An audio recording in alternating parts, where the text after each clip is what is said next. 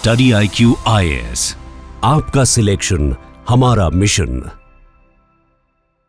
दोस्तों 4 मई 2026 ने लिटरली भारत की राजनीतिक इतिहास में एक नया अध्याय जोड़कर रख दिया है। पिछले कई सालों से भारतीय जनता पार्टी पश्चिम बंगाल में अपनी सरकार बनाने की लगातार कोशिश कर रही थी और अपने मकसद में कामयाब होने के लिए पिछले लगभग एक दशक से भारतीय जनता पार्टी एक मैसिव कैंपेनिंग और ग्राउंड लेवल इंजीनियरिंग को लगातार अंजाम दे रही थी।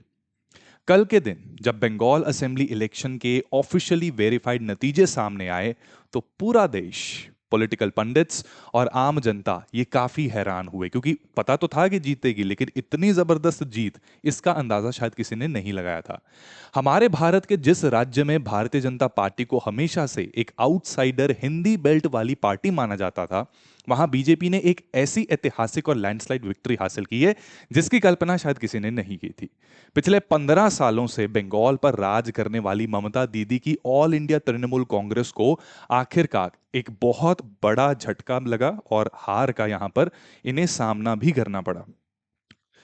नमस्कार दोस्तों, मैं हूं Chandan Sharma, director academics and senior faculty of history and current affairs है एट स्टडी IQ।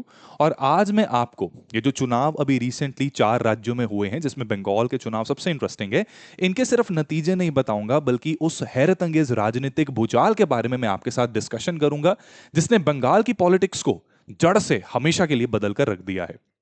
अगर हम बंगाल की हिस्ट्री को ठीक से देखें, ध्यान से इसको ऑब्जर्व करें, तो 2011 में ममता बनर्जी ने भले ही 34 साल से आ रहे लेफ्ट फ्रंट के रूल को खत्म कर दिया, लेकिन दीदी के रूल में भी अगर आप ध्यान से ऑब्जर्व करोगे तो वेस्ट बंगाल का मूड और DNA लार्जली लेफ्ट लीनिंग ही रहा है।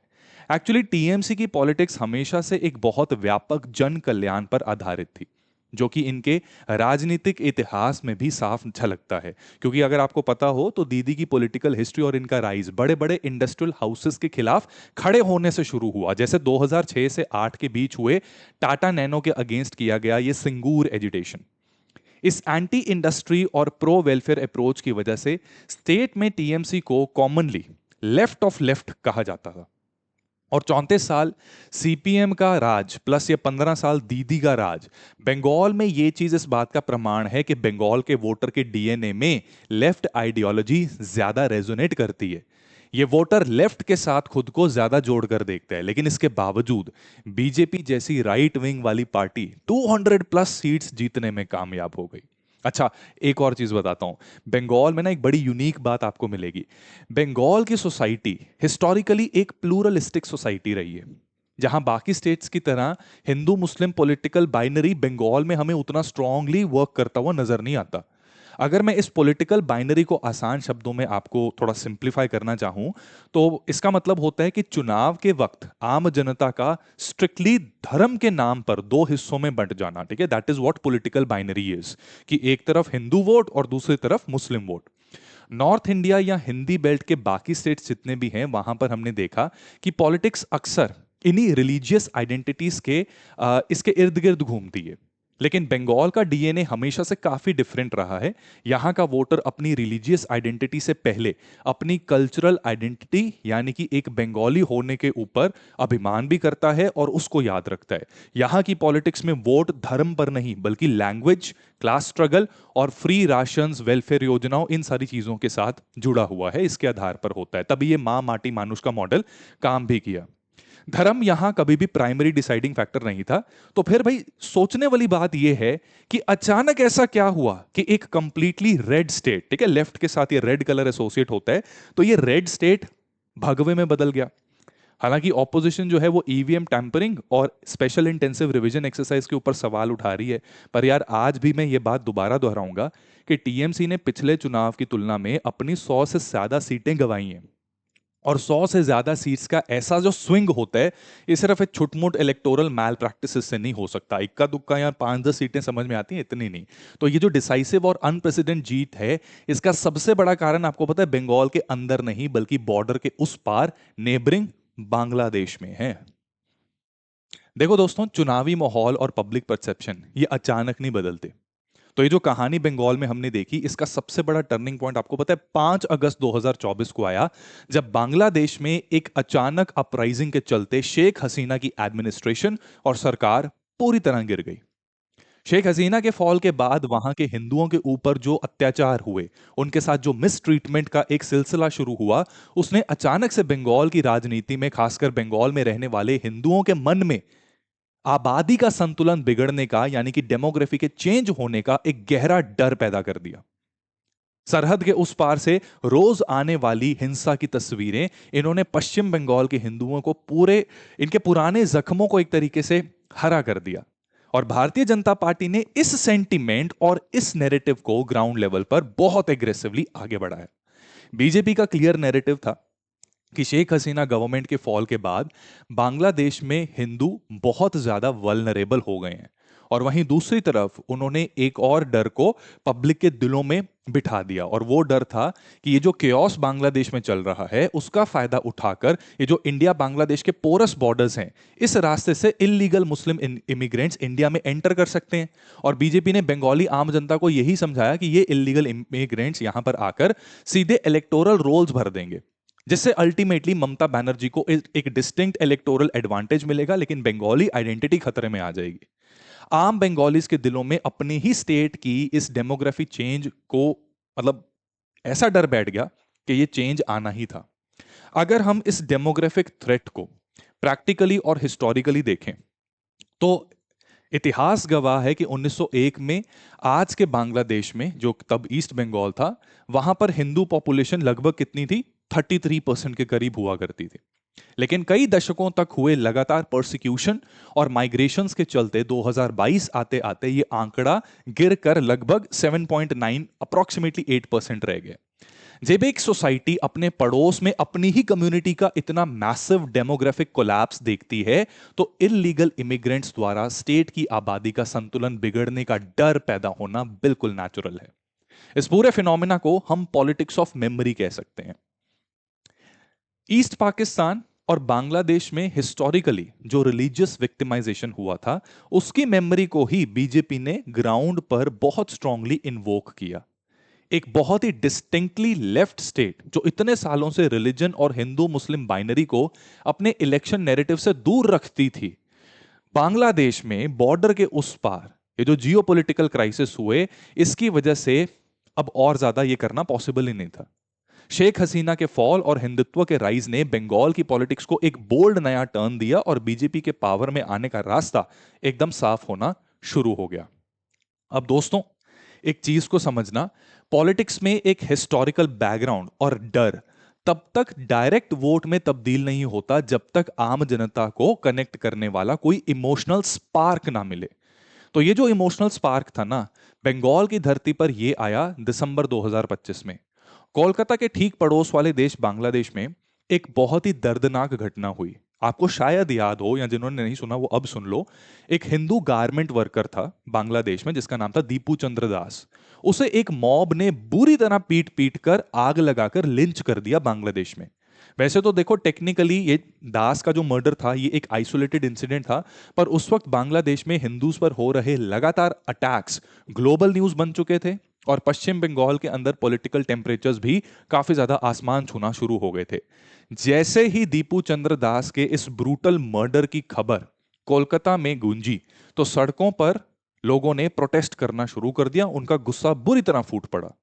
हिंदू साधुओं और हिंदुत्व ग्रुप्स की तरफ से बांग्लादेश डिप्टी हाई कमीशन के ठीक बाहर, उनका जो दफ्तर है उसके ठीक बाहर न्याय की मांग की गई और प्रोटेस्ट स्टार्ट हो गए। सिचुएशन इतनी जल्दी आउट ऑफ कंट्रोल चली गई कि प्रोटेस्टर्स ने बैरिकेड्स तोड़ने की भी कोशिश की, जिसके बाद वहां मौजूद पुलिस के साथ उनकी हीटेड आर्ग्यूमेंट्स हुई, थोड़ी झड़प हुई, और कुछ फिजिकल क्लैशेस की भी रिपोर्ट्स जगह जगह सामने आई। प्रोटेस्टर्स का गुस्सा स्टेट पुलिस पर आग बबूला हो रहा था। वहां मौजूद प्रेस और मीडिया को प्रोटेस्टर्स ने अपनी जुबानी बताया कि ये एलिगेशंस लगाए कि पुलिस ने उनके साथ किस प्रकार का दुर्व्यवहार किया है। एक न्यूज रिपोर्टर के अनुसार इन पुलिस वालों ने हिंदू साधुओं को डंडे से पीटा और आंदोलन करने वाली महिलाओं के कपड़े तक फाड़ दिए थे। कोलकाता की सड़कों पर भगवा कपड़े पहने साधुओं पर लाठी चार्जेस होने की तस्वीरों ने तृणमूल कांग्रेस गवर्नमेंट को टोटली बैकफुट पर लाकर खड़ा कर दिया। अब भारतीय जनता युवा मोर्चा के एक स्टेट वाइस प्रेसिडेंट हैं बंगाल में, उनका नाम है अरुण शाह। उन्होंने इस पूरी घटना की विडंबना पर बहुत एग्रेसिवली जोर दिया और उन्होंने पब्लिक के सामने आकर यह कहा कि थोड़ा सोचो, कोलकाता के बीचों बीच भगवा कपड़े पहने साधुओं को सरेआम सिर्फ इसलिए पीटा जा रहा है क्योंकि वो एक हिंदू की हत्या के खिलाफ प्रोटेस्ट कर रहे थे। अरुण शाह ने सीधा सवाल पूछा कि ममता बनर्जी किसकी तरफ हैं? वो ना तो बांग्लादेश के हिंदुओं की तरफ थी और ना ही वेस्ट बंगाल के हिंदुओं के हक में खड़ी थी। इस एक लॉ एंड ऑर्डर सिचुएशन ने बंगाल के अंदर तृणमूल कांग्रेस की ये जो अपीजमेंट पॉलिटिक्स है, इस पर सबसे बड़ा क्वेश्चन मार्क लगा दिया। बंगाल के लीडर ऑफ ऑपोजिशन सुवेंदु अधिकारी, इन्होंने तुरंत इस मामले को हाथ में लिया और उन्होंने एक 5 मेंबर डेलीगेशन के साथ बांग्लादेश के डिप्टी हाई कमीशन के सीनियर ऑफिशियल से बातचीत की और बांग्लादेश में हो रहे हिंदूज पर एट्रोसिटीज इसको खत्म करने की बहुत स्ट्रिक्ट डिमांड रखी। सुवेंदु अधिकारी ने ममता बनर्जी गवर्नमेंट पर हिंदू प्रोटेस्टर्स के ऊपर ये जो पुलिस एक्शन था इसके लिए बहुत ही स्केदिंग अटैक्स लॉन्च किए और ये सब मतलब अधिकारी के लिए ये इंसिडेंट एक कैटलिस्ट की तरह काम कर गया और इस इंसिडेंट की मदद से उन्होंने अपने उस कोर नैरेटिव को और ज्यादा स्ट्रांगली स्ट्रीमलाइन कर दिया कि वेस्ट बंगाल की वोटर लिस्ट में 1.25 करोड़ इलीगल इमिग्रेंट्स आज भी दीदी के आशीर्वाद के कारण मौजूद हैं। दरअसल दीपू चंद्र दास के मर्डर और कोलकाता में हिंदू प्रोटेस्टर्स पर अटैक से काफी पहले ही सुवेंदु अधिकारी ने क्लियरली डिक्लेयर किया था कि इस बार चीफ मिनिस्टर को कोई नहीं बचा पाएगा। फॉल्स वोटिंग के इंस्टेंसेस कम होंगे और जो फॉल्स वोट देते हैं उन्हें वीड आउट कर दिया जाएगा। तो यह अधिकारी ने पहले ही बोल दिया था, शुभेंदु अधिकारी ने। और वाकई देखो, इस पाक ने उस वोट बैंक को और ज्यादा कंसोलिडेट कर दिया, जिसको कंसोलिडेट होने में कई दशक लग गए थे एक इंसिडेंट से। तृणमूल कांग्रेस जन कल्याण मॉडल ये हिंदुओं की अस्मिता और सुरक्षा के इस गहरे संकट के आगे पूरी तरह बिखर गया। तो दोस्तों, ये सारे इंसिडेंट्स को डिस्कस करने के बाद अब हम आते हैं उस सबसे बड़े गेम चेंजर पर जिसने सारे पॉलिटिकल कैलकुलेशंस उल्टे कर दिए, और वो है मटुआ कम्युनिटी। देखो, मटुआस जो है ना, ये बंगाल का एक बहुत ही politically significant Bengali schedule caste voter base है, जिनका बंगाल की कई इंपॉर्टेंट कॉन्स्टिट्यूएंसीज में काफी भारी दबदबा है। इनके ओरिजिन की अगर मैं बात करूं तो इनका origin 19th century east Bengal, जो आज की डेट में बांग्लादेश है, वहां के साथ एसोसिएट किया जाता है, जहां हरिचंद ठाकुर ने इस कम्युनिटी की शुरुआत की थी। 1947 पार्टीशन के बाद और 1971 में भी मटुआ कम्युनिटी की जब बांग्लादेश में परसिक्यूशन होना शुरू हो गई तो इनमें से कई लोगों को अपनी जान बचाने के लिए भारत में शरण लेनी पड़ी। बीजेपी पिछले कई सालों से इन मटुआस को अपने साथ जोड़ने की कोशिश कर रही थी। अब पर इलेक्शन से ठीक पहले एक बहुत बड़ा ट्विस्ट आ गया, और वो ट्विस्ट क्या था कि इलेक्शन कमीशन की ये जो स्पेशल इंटेंसिव रिवीजन थी, यानी कि एसआईआर, इस एक्सरसाइज के चलते वोटर लिस्ट को अपडेट किया गया और इसके दौरान मटुआ कम्युनिटी के बहुत सारे लोगों के नाम वोटर लिस्ट में से कट गए। So there was a very high deletion rate of Matua community. सारे पॉलिटिकल पंडितों का यही मानना था कि भाई वोटर लिस्ट से नाम कटने के गुस्से की वजह से ये जो वोटिंग ब्लॉक है ये डेफिनेटली बीजेपी के खिलाफ हो जाएगा। लेकिन दोस्तों, ध्यान से सुनिएगा, ऐसा हुआ नहीं। तो एक यूनिवर्सिटी है, यूनिवर्सिटी ऑफ सुसेक्स, राइट, तो वहां का एक डिपार्टमेंट ऑफ एंथ्रोबायोलॉजी है और उस डिपार्टमेंट के ब्रिटिश एकेडमी इंटरनेशनल फेलो हैं अयान गुहा। उन्होंने पूरे इस फिनोमिना को बहुत डीपली स्टडी किया कि भैया ऐसे हुआ कैसे नहीं। तो उन्होंने बताया कि भले ही एसआईआर की वजह से मटुआज एक बड़े हिस्से को उनको इलेक्टोरल रोल से बाहर कर दिया गया था, पर फिर भी उन्होंने इस इलेक्शन में बीजेपी का साथ नहीं छोड़ा। अयान गुहा के हिसाब से इसका सिर्फ एक ही कारण था, बांग्लादेश में चल रही anti Hindu sentiments and anti Hindu activities. वो बताते हैं कि वोटर लिस्ट से बाहर होने पर इन लोगों के अंदर एंजाइटी और फ्रस्ट्रेशन जरूर पैदा हुआ होगा, पर बीजेपी इनकी प्रेफर्ड चॉइस बनी रही। और ऐसा क्यों हुआ? क्योंकि शेख हसीना के फॉल के बाद बांग्लादेश में हिंदूज पर जो भयानक हिंसा और अत्याचार हुए, उसने मटुआस को एक बार फिर हिंदू रिफ्यूजीज की तरह वोट करने पर मजबूर कर दिया। अयान गुहा इस फैक्टर को पॉलिटिक्स ऑफ मेमोरी कहते हैं, जिसके बारे में मैंने पहले भी जिक्र किया था। और बीजेपी ने इस पॉलिटिक्स ऑफ मेमोरी का बहुत ही स्मार्टली और एग्रेसिवली यूज किया।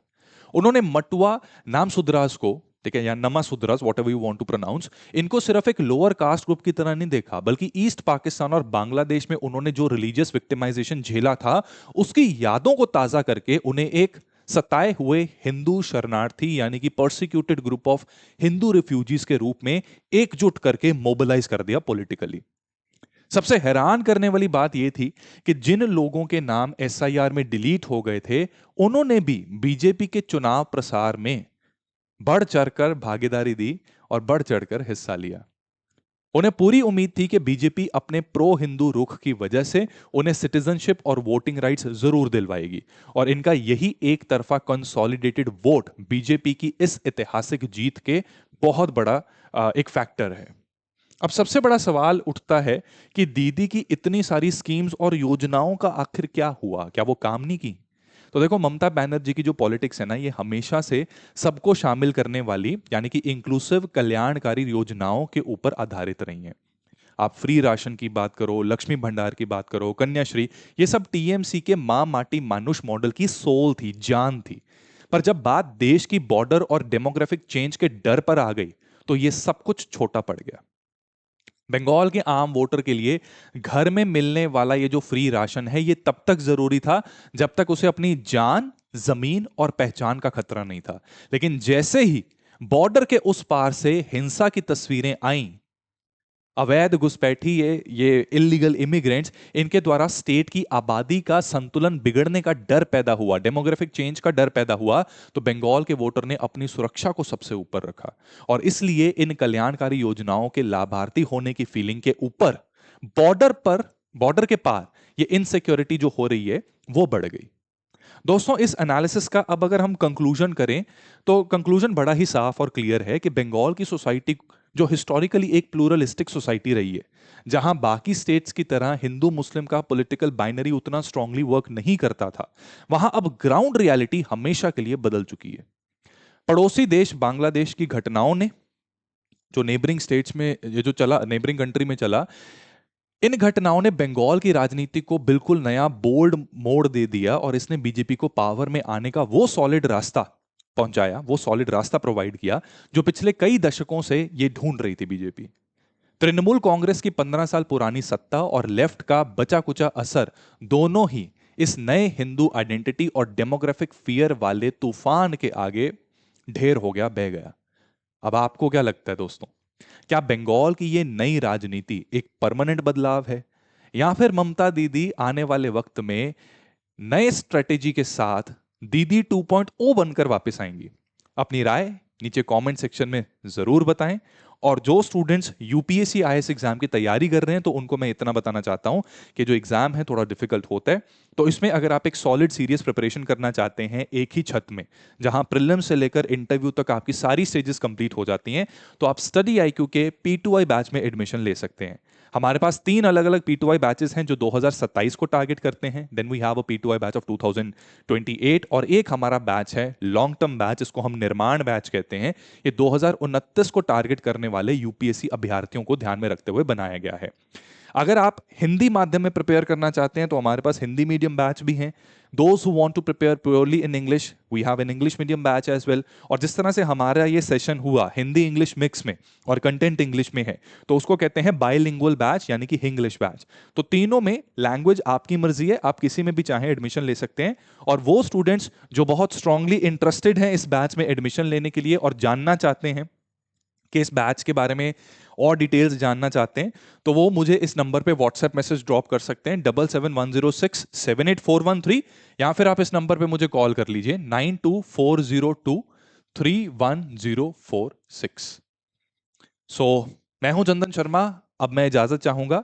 जल्दी हम अगली वीडियो में मिलेंगे, तब तक के लिए अपना ध्यान रखिए। जय हिंद। स्टडी IQ IAS, आपका सिलेक्शन हमारा मिशन।